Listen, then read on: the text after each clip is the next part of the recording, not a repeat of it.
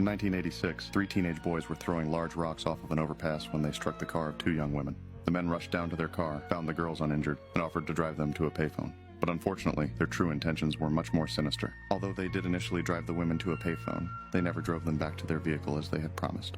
Instead, the 3 men robbed them and took them to a field in the middle of nowhere. At this point, one of the men left the scene, leaving only 19-year-old Richard Cooey and 17-year-old Clint Dickens. They tortured and assaulted them for several hours when Richard allegedly slipped up and mentioned Clinton's name in front of the victims. Clinton decided they had no choice but to end the lives of the young woman in order to protect his identity, and Richard complied. 21-year-old Wendy Alfredo and 20-year-old Don McCreary were both murdered that night.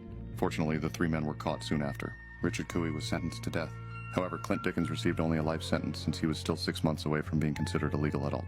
Despite arguing that his obesity made the death penalty inhumane, Richard Cooey was executed in 2008.